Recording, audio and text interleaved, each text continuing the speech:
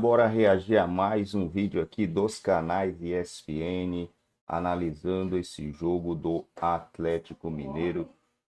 Junto com o Corinthians, o Galo venceu ontem por 2-1.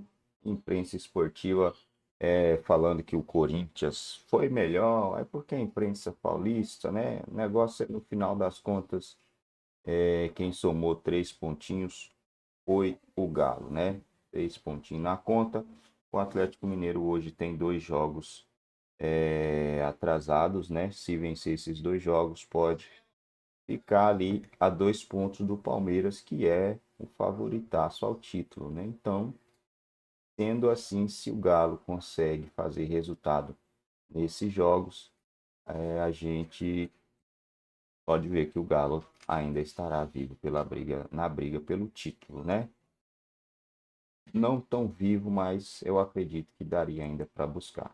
Proposta para ir para ligas maiores, né? até a própria Premier League, alguns clubes maiores, só que ele escolheu, e está no direito dele, de carreira, um outro caminho. Então ele vai para o Zenit, depois vai para o futebol chinês, né? Foi um jogador que às vezes o torcedor brasileiro, que só tinha oportunidade de acompanhá-lo na seleção, o julgava muito só pela seleção. Ficou muito marcado, né? Ficou muito marcado, mas se você for analisar, ele jogou demais na Rússia, jogou demais em Portugal, na China, e joga demais no futebol brasileiro porque ele é diferente. Um jogador que entrega gol, que entrega assistência, engrenagem de time, criativo. Não preciso nem falar, o apelido já diz como ele é privilegiado na parte física.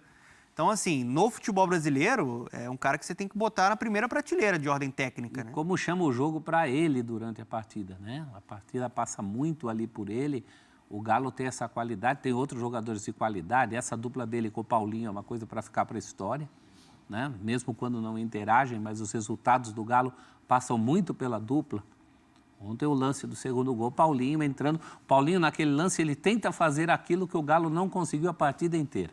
Entrar na área do Corinthians com uma boa condição, né? E aí o André Ramalho acaba, acho que até ele esperava o Paulinho já chegando para bater, por isso que ele veio com aquela força. Acho que acaba cometendo o pênalti, sim. E sabe uma coisa que é legal, professor? A gente está falando de um atleta de 38 anos, né? Tem que falar de como esse cara é exemplar na questão do profissionalismo. 38 anos e continua atuando em alto nível. Ele deve vir, com certeza, aí para mais uma temporada com mais de 20 gols. Está crescendo ainda mais de produção agora com o Milito, né? Ontem foi o principal nome aí da vitória do Galo. Então, um jogador muito acima da média, né? A situação do Galo no brasileiro o coloca como... Vocês não gostam da palavra favorito, né? Eu já percebi que vocês não gostam do favoritismo. Depende a que você vai falar. Tá.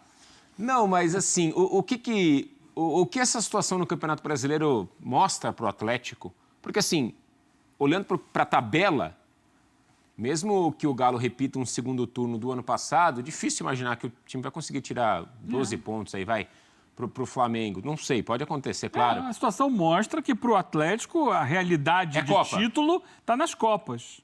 Ah, pode acontecer no Brasileiro? Até pode, nada é impossível. Tem muita coisa pela frente do brasileiro ainda.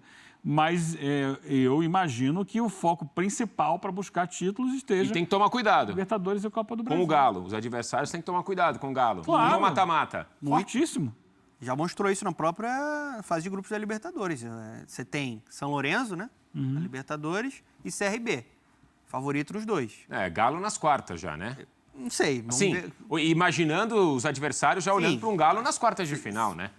É favorito nesses dois duelos ele é. E você fala que a gente não põe favorito, desses dois duelos ele é favorito. Fecha a boca, professor. Não, Ele é favorito. Favorito e candidato. Foi o time que deu mais sorte na Copa do Brasil.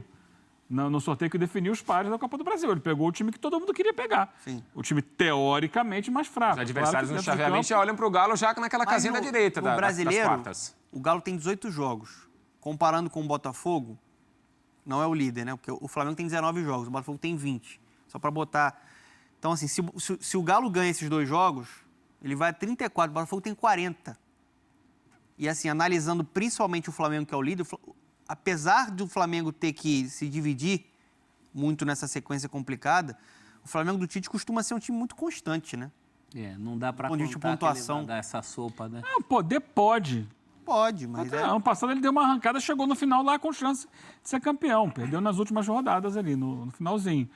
mas está mais perto, está mais ao alcance da mão pensar nas Copas. O ano passado mostrou que tudo é possível. Tudo é possível. Agora, a Copa América fez com o Galo aquilo que se temia que ela fizesse com o Flamengo. Não só a Copa América, houve também contusões. Você pegar o todo do Galo, por exemplo, ele perde em casa para Flamengo e Palmeiras, que são os concorrentes. Levando 4 gols de cada. De uma maneira, né, traumática. Então, acaba pagando a conta por isso. A matemática é o principal adversário do Galo hoje. Vamos lá, então, depois da 20ª rodada, para o nosso prêmio. Da sua proposta, sim. Dentro da sua proposta, o Corinthians foi melhor. É que ele teve vacilos, o Hulk muito bem no jogo, não só por conta dos pênaltis, chamando a responsabilidade, né, tentando aproximação ali com o Paulinho e companhia. Mas o Galo ele teve muita dificuldade para envolver o Corinthians, né, para conseguir criar oportunidades com bola rolando. O Corinthians ele conseguiu ser combativo, ter uma marcação, e esse estilo vertical do Corinthians ele foi muito perigoso. O Corinthians teve algumas boas oportunidades, né? Óbvio que tem uma dependência do Garro ali na criação, mas, por exemplo, o Yuri Alberto tem 16 gols no ano. Ele já superou a marca dele do ano passado. O Yuri Alberto está a 3 gols de igualar a melhor marca da carreira dele, que foi em 2021 com a camisa do Inter. Isso porque perde gol para o Chuchu, hein? Mas eu acho que ele já estava...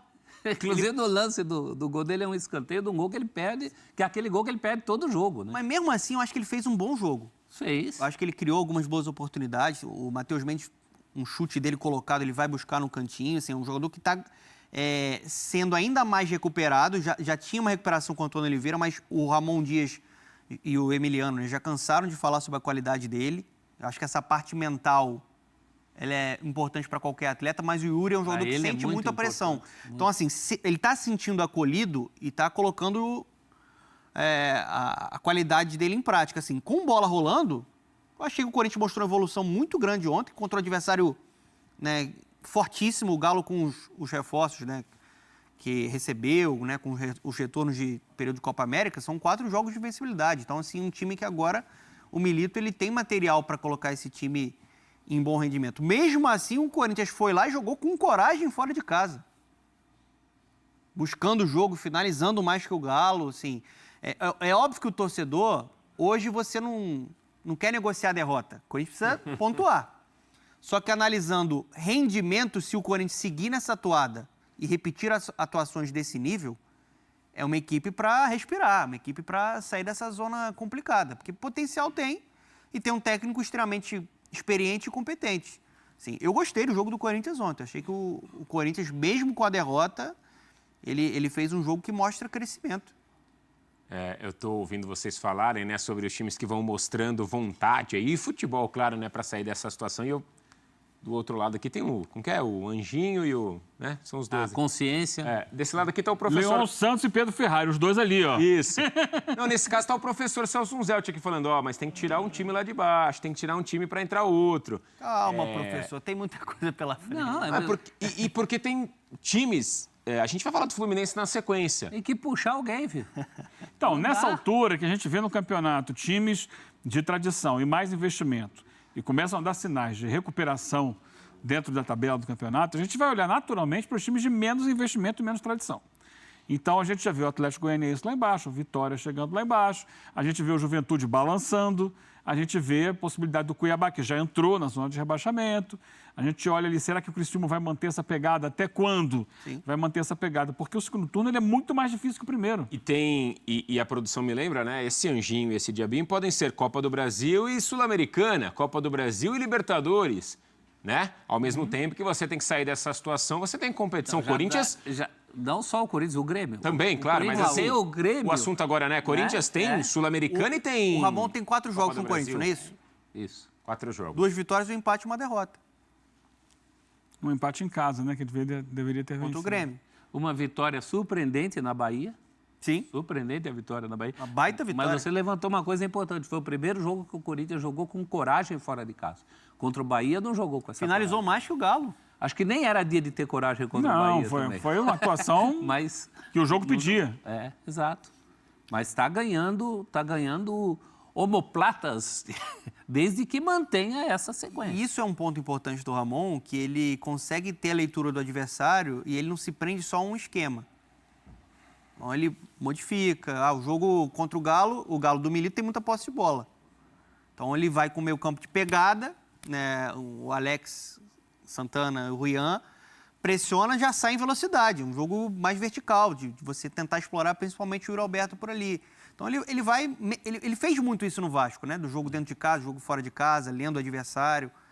Né? Isso vai acontecer de uma maneira constante aí com o Ramon no segundo turno. E o Galo, e o Hulk, hein, no Galo? Vamos dar uma Jogou, olhada em números do Hulk, porque o cara tá colocando a bola pra dentro, tá? É isso aí, galera. Vamos analisar aqui o calendário do Atlético e ver o que dá para fazer, né? O que dá para o Atlético Mineiro fazer. Realmente pode ser que só dê para o Galo aí nas Copas, né? Porque Campeonato Brasileiro, a situação tá um pouquinho, né? Um pouquinho complicada. Vamos lá. O Atlético hoje tem 28 pontos. O Atlético tem um jogo a menos que o Flamengo. Digamos que ele ganhe esse jogo, ele ficaria com 31 pontos para tirar 9 do Flamengo.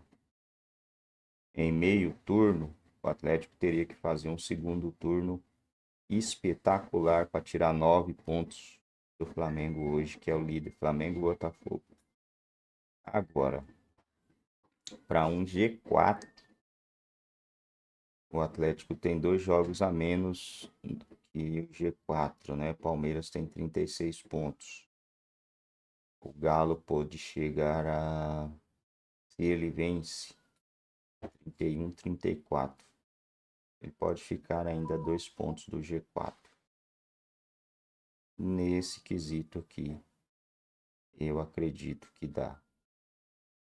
Para uma Libertadores, dá muito pro Atlético conseguir buscar essa vaguinha de Libertadores aí. Agora, título no Campeonato Brasileiro vai ficar complicado, né? O Botafogo já ele desmorona, né? Pelo menos é o que eu acredito. Perdeu para o Cruzeiro de 3-0 quando colocou o time reserva. Mesmo assim, o Botafogo foi superior nesse jogo, né? Vou dar uma olhada aqui. Deixa eu ver aqui. Para mim, o Botafogo foi bem superior. O Botafogo teve 10 chutes no alvo. Foram 10 defesas do Cássio. Mais posse de bola, mais tentativa de gols, mais tudo. Cássio viu os melhores momentos. Cássio salvou muito nesse jogo.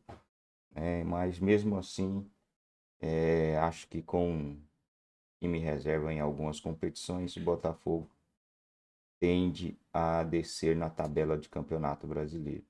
E quando se trata de SAF, né?